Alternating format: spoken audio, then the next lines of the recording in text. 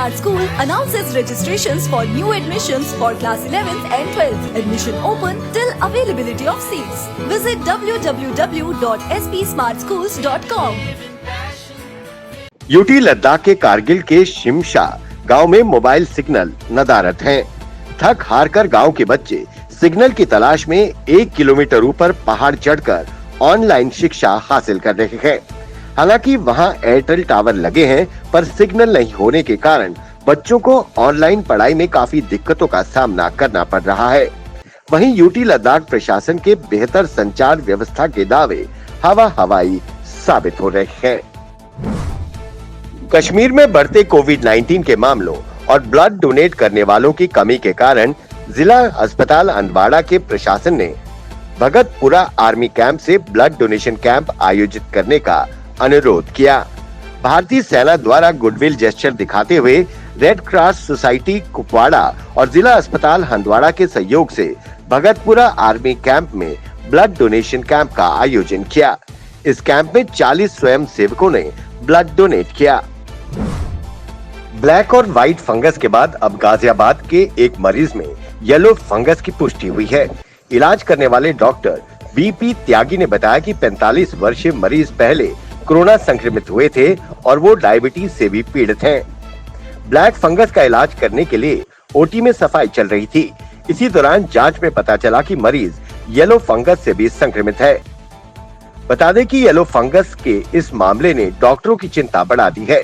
डॉक्टरों के अनुसार ये ब्लैक और व्हाइट फंगस से भी ज्यादा खतरनाक है। ये इस हद तक खतरनाक हो सकता है कि मरीज के लिए जानलेवा भी साबित हो सकता है। डॉक्टरों ने बताया कि अभी तक ये येलो फंगस छिपकली और गिरगिट जैसे जीवों में पाया जाता था।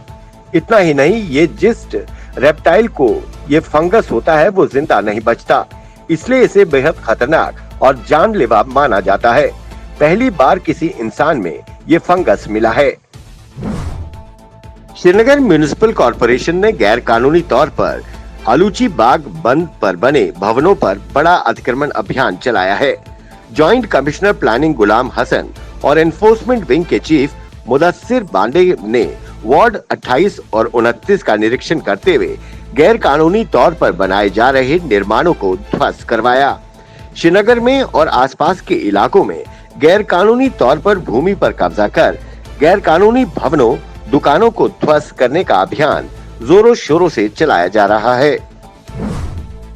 यूटी जम्मू कश्मीर में कोरोना के बढ़ते मामलों और उससे हो रही मौतों के मद्देनजर प्रशासन द्वारा लॉकडाउन की अवधि 31 मई तक बढ़ा दी गई है। इस दौरान टेस्टिंग पर खासा जोर दिया जा रहा है। इसी क्रम में स्वास्थ्य विभाग की टीम द्वारा वेयरहाउस में टेस्टिंग कैंप लगाया गया, जहां कोरोना का टेस्ट किया जा रहा है। पूर्व स्वास्थ्य मंत्री और भारतीय जनता पार्टी जम्मू कश्मीर के महासचिव डॉक्टर डी.के. मन्याल ने कहा कि ग्रामीण स्वास्थ्य ढांचा को मजबूत करना शहरी क्षेत्र में एक अस्पताल को मजबूत करने जितना ही महत्वपूर्ण है। Doctor DK. मन्याल ने विभिन्न प्रकार के ब्लड टेस्ट करने वाले ऑटोमेटिक एनालाइजर को डोनेट करते हुए कहा कि सांबा जिला अस्पताल को ऑक्सीजन संयंत्र की स्थापना के साथ एक समर्पित कोविड अस्पताल के रूप में नामित किया गया है। वर्तमान में कोविड अस्पताल सांबा में 50 से ज्यादा रोगियों का इलाज चल रहा है। ऐसे में इन ऑटोमेटिक एनालाइजर से रोगियों को इसका लाभ पहुंचेगा। कश्मीर घाटी में एक विशिष्ट सूचना के आधार पर कुपवाड़ा पुलिस ने एक पाकिस्तानी प्रायोजित नार्को टेरर मॉड्यूल का भंडाफोड़ किया है और एक आतंकी सहयोगी को गिरफ्तार किया गया। इससे तलाशी के दौरान 8 किलोग्राम हेरोइन, जिसका मूल्य 50 करोड़ रुपए है, बरामद की गई। वहीं अन्य फरार लोगों की पहचान कर ली गई है। उनकी गिरफ्तारी के प्रयास किए जा रहे हैं। ये नार्को टेरर मॉड्यूल घाटी में अपनी गतिविधियों को मजबूत करने के लिए आतंकवादियों के लिए काम कर रहा था और घाटी के स्थानीय युवाओं को आतंकवादी रैंक में शामिल होने के लिए गुमराह और प्रेरित कर रहा था।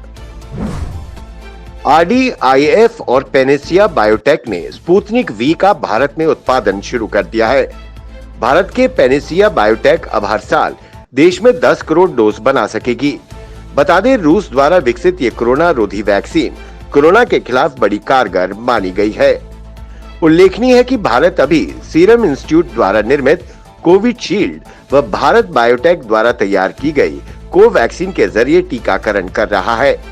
अब देश में तीसरी वैक्सीन स्पुतनिक वी की भी टीकाकरण में मदद मिल सकेगी। इससे देश की बड़ी आबादी जल्द से जल्द टीकाकरण कर इस महामारी पर काबू पाया जा सकेगा। जम्मू के वार्ड नंबर 11 की पार्षद सुनीता शर्मा द्वारा कोरोना लॉकडाउन के दौरान करक मंडी, बाजार व गली मोहल्ले में सैनिटाइजेशन का कार्य किया गया। वहीं पार्षद सुनीता शर्मा ने जम्मू म्युनिसिपल कॉर्पोरेशन से अनुरोध कर अपील की कि इस वार्ड में रेहड़ी और लेबर का काम करने वाले रहते हैं। कोरोना लॉकडाउन से उनका काम धंधा बिल्कुल चौपट और बंद हो गया है।